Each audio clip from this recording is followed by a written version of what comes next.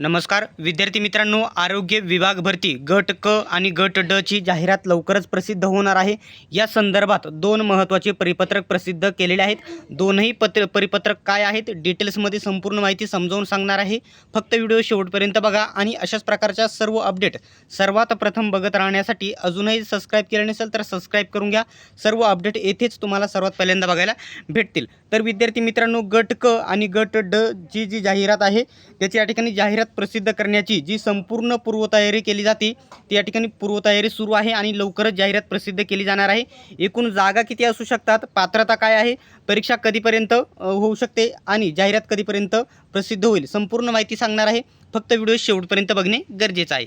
तर या ठिकाणी दोन परिपत्रक प्रसिद्ध झालेले आहे। तर एक 22 तारखेला झालेला आहे आणि एक काल झालेला आहे, ते बघू शकता, परंतु ते आत्ता सध्या प्रसारित झालेले आहेत। तर या ठिकाणी बघू शकता, इथं तुम्ही बघू शकता राष्ट्रीय कीटकजन्य रोग नियंत्रण कार्यक्रम सहसंचालक आरोग्य सेवा पुणे येथून हे पत्रक प्रसिद्ध करण्यात आलेले आहे। जे हिवताप आणि हत्तीरोग जलसंसर्गजन्य रोग आहेत त्यांच्यासाठी हे स्पेशलिटी आहे हे ऑफिस। तर त्यांच्यानुसार हे परिपत्रक येथे प्रसिद्ध करण्यात आलेले आहे। आता कोणत्याही परिपत्रकमधील जो विषय असतो ना खूप महत्त्वाचा असतो।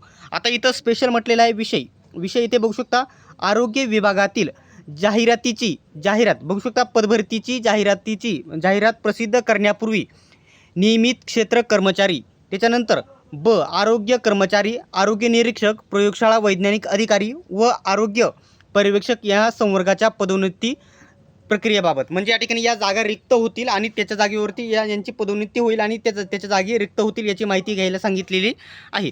त्याच्यानंतर इथं काय म्हटलेलं आहे, संदर्भ 2 अन्वये महाराष्ट्र राज्य आरोग्य महासंघ छत्रपती संभाजीनगर या संघटनेचे निवेदन कार्यालयास प्राप्त झाले।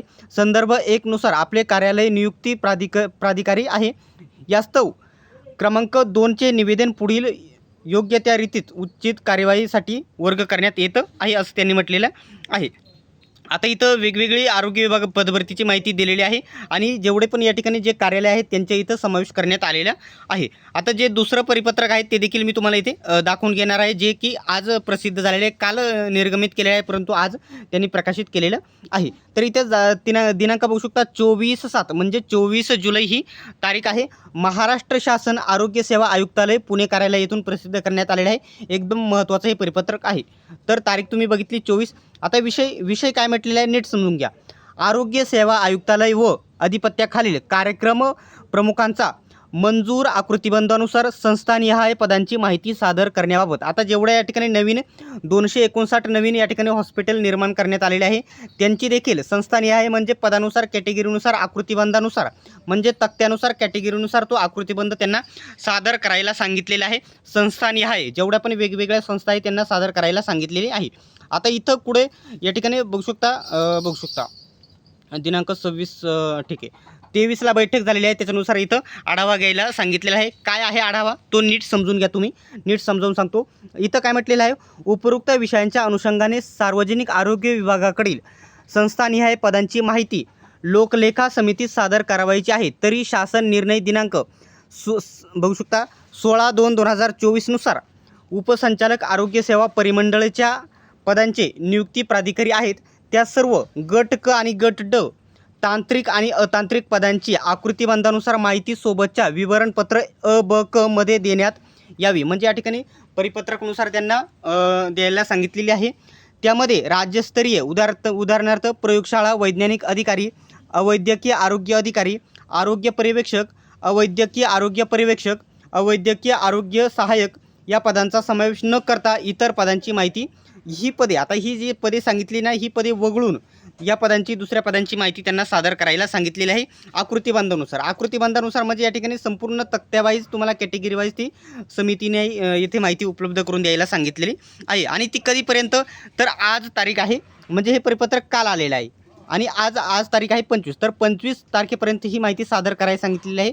आणि जी सादर केल्याच्या नंतर लगेचच तुम्हाला आता उद्या परवा एक परिपत्रक येईल, त्याच्यानुसार कॅटेगरीनुसार आणि आकृतिबंधानुसार जागा तुम्हाला बघायला भेटणार आहेत। ठीक आहे, आता जाहिरात कधी प्रसिद्ध होईल, तर आज 25 जुलै आहे, पुढील महिना ऑगस्ट आहे। ऑगस्ट महिन्याच्या एंडिंगपर्यंत म्हणजे पुढच्या महिन्यात काहीही करून ही जाहिरात प्रसिद्ध झालेली तुम्हाला बघायला भेटणार आहेत। ही तर जाहिरात प्रसिद्ध सांगितली, पुढच्या महिन्यामध्ये जाहिरात प्रसिद्ध होईल। आता पुढचे जे महत्त्वाचे मुद्दे आहेत ना मी तुम्हाला इथे 2 मिनिटामध्ये कव्हर करतो। आता गट ड मध्ये 4-5 वेगळी पदं आहे, परंतु शिपाई पद याच्यामध्ये सर्वात महत्त्वाचं असणार आहे आणि इतर खूप सारी वेगवेगळी पदे असतात गट ड मध्ये की जी 10वी पासवरती तुम्हाला बघायला भेटतील, ज्याच्यामध्ये तुम्ही फॉर्म भरू शकता आणि काही तांत्रिक पदे आहे ती ITI वरती डिप्लोमावरती तुम्हाला बघायला भेटतील. आता परीक्षा या ठिकाणी समजा पुढच्या महिन्यामध्ये जाहिरात सुटली, फॉर्म भरून घेतले तर सप्टेंबर, नोव्हेंबर, डिसेंबरमध्ये तुमची ही परीक्षा होऊन जाईल. एकूण जागांचा जर विचार केला तर याच्यामध्ये गट क आणि गट ड मिळून खूप सारी वेगवेगळे संस्थांची आणि जे नवीन हॉस्पिटल निर्माण केले आहेत त्यांच्या देखील जागा आहेत. त्याच्यामुळे आता सर्व जर नवीन संस्थांचा जर समावेश केला तर याच्यामध्ये जाहिरात येणार आहे.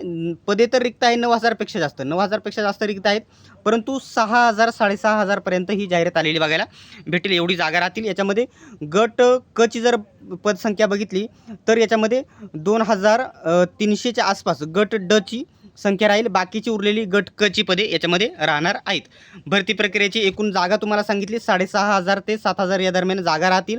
पात्रता 10वी पास गट ड ची सर्व पदे 10वी पासवरती, काही ITI वरती, काही अनुभवावरती राहतात, परंतु खूप सारी पदे बिना अनुभव फक्त 10वी पासवरती तुम्हाला बघायला भेटतील. शिपाई, कक्षसेवक अशी खूप सारी वेगवेगळी पदे याच्यामध्ये असणार आहेत मागील जाहिरातीनुसार. ठीक आहे, आता याची पात्रता वगैरे याच्यावरती अभ्यासक्रम वगैरे डिटेल्समध्ये मी याच्यावरती व्हिडिओ बनवेल आणि तो सांगेलच, त्यासाठी सबस्क्राईब करणे महत्त्वाचं आहे. परंतु पुढील महिन्यामध्ये 100% ही जाहिरात प्रसिद्ध झालेली बघायला भेटेल, कारण अंतर्गत हालचाली खूप साऱ्या जोरदार चालू आहेत, कारण रोज वेगवेगळे परिपत्रक येत आहेत. ठीक आहे, अशा प्रकारची ही अपडेट होती.